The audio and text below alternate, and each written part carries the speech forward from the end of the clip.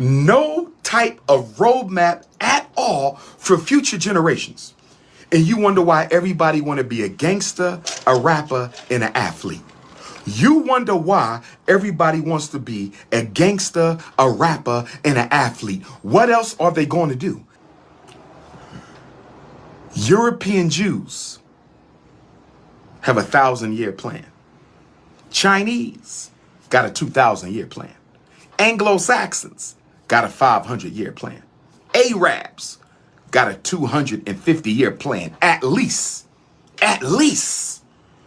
They're thinking about their great-grandchildren's great-grandchildren. They're already talking about who's going to rule the country, who's going to be the leaders of the race 50 years from now, 25 years from now. And black people are on their knees praying to a white Jesus, begging for a redeemer. Black people are on their knees praying to a white Jesus, begging for a deliverer. Black people are on their knees praying to a white Jesus, asking for heaven to send them somebody who's going to help them solve their problems. We're the only group. I'm not talking about your children, brother. There you go with ego and selfishness. I did not say you did not have a plan for the children in your house. I did not say you did not have a plan for the children in your household. I did not say you did not have a plan for the children who live under your roof. I said we. I know it's hard for you self-hating Negropeans to think in terms of race first. I know this. The former slave is almost unable to think in terms of race. I understand it's hard for a people who've been told for 500 years that being a black African is the worst curse in human existence. I know this is what you believe. The next thing that separates Africans from everybody else is the worship of money and materialism. We are a laughing stock in this country because we worship money and materialism. Nobody else worships money and materialism. Black people have single-handedly made billionaires out of white manufacturing companies. Single-handedly, Louis Vuitton. Single-handedly, Gucci. Single-handedly, all these companies that we worship who don't even like black people. Worshiping, look at the gangster rappers. Look at these goofy ass gangster rappers who get on the video waving stacks of cash.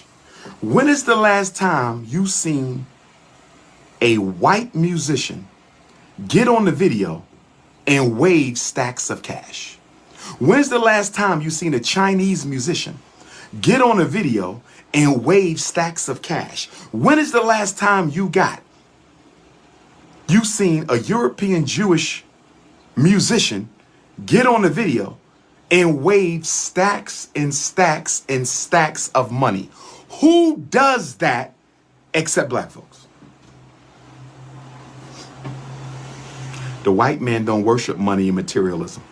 White man worship power. Chinese don't worship money and materialism. Chinese worship power. Arabs don't worship money and materialism. Arabs worship power. European Jews don't worship money and materialism.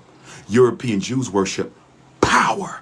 And the Negro worships the money the white man makes and the materialism that the white man sells. And you wonder why we get no respect. How the hell we got rappers talking about all this money they got? Somebody help me out. We got all these rappers and all these athletes and all these actors and all these singers with all this money. We ain't got a single black Wall Street in America. Jay-Z is a billionaire. Kanye is a billionaire. LeBron is a billionaire. Bob Johnson is a billionaire. Whitney Houston is the richest woman in North American history. No disrespect to none of them. No disrespect to none of them. I like all of them, right?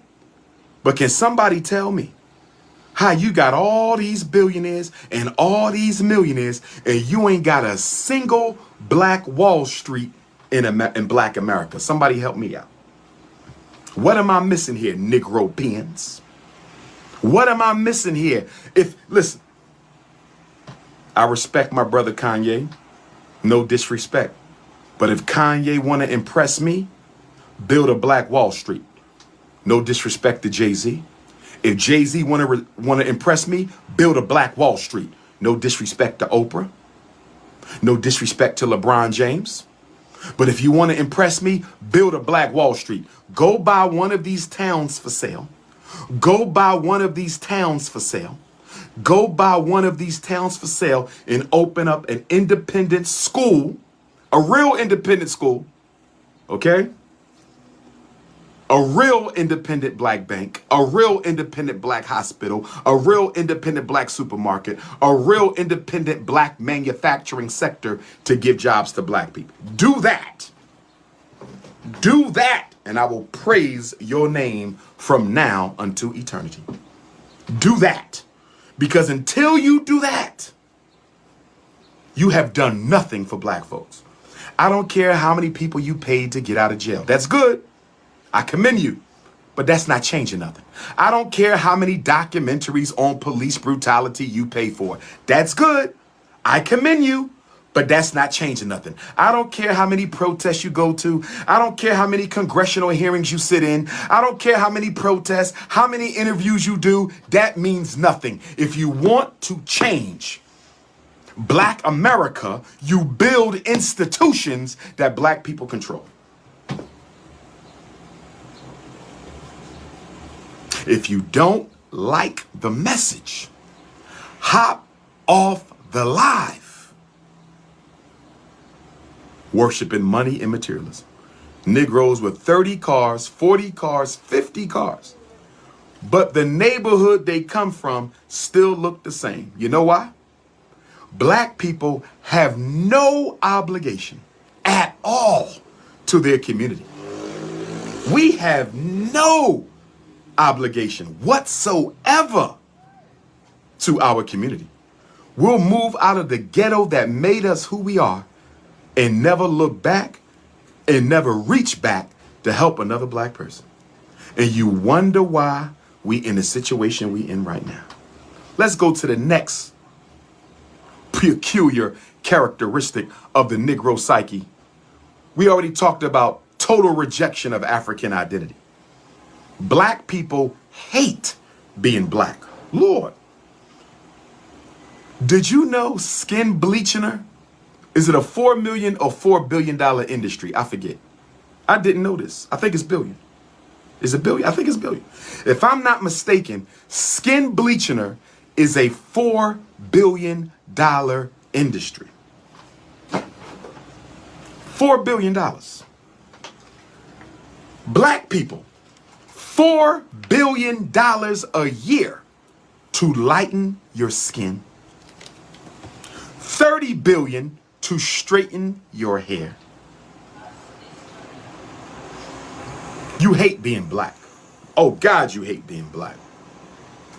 This is why the white power structure has been able to manipulate us out of the power conversation with words like multicultural, people of color, non-white Americans, disadvantaged communities.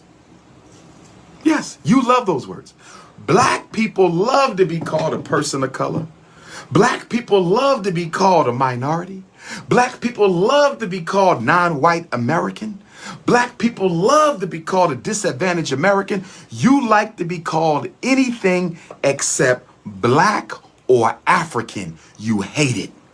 And because the white man knows you hate being black, he slides you over into this category called minority. And he gives all the minority set-aside money. He gives all the minority set-aside money. He gives all the minority set-aside money to all the other groups, and we don't get nothing.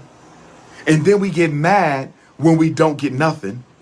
And the reason you don't get nothing is because you don't want to stand up and stand out and be who you are. If we refuse to be included in any other group except American African, if we did that, the whole policies would have to shift. If we refused to be lumped in with all the other non-white groups, so-called minority groups, they would have to change the whole policy of this country. Because so much of the policy is written for minorities. The American African should be a protected category, a uniquely protected category due to our uniquely different history and experience. Nobody in this country has been through what we've been through. Nobody. Nobody in this country has been through what we've been through. Nobody. Our unique history should be a plus in our political struggle, but it's not, because so many blacks don't want to be black. And you actually think if you act white enough, they will forget you are black. This is how sick the Negro is. This is how insane the Negropean is. This is how post-traumatic slavery diseased we are as a people.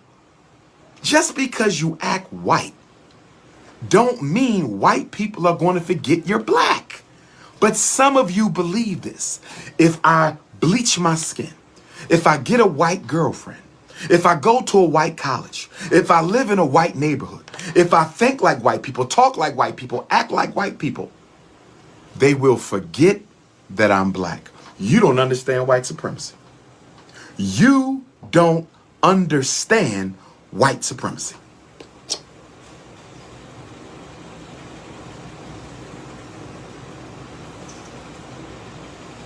You will never, ever be able to escape your blackness.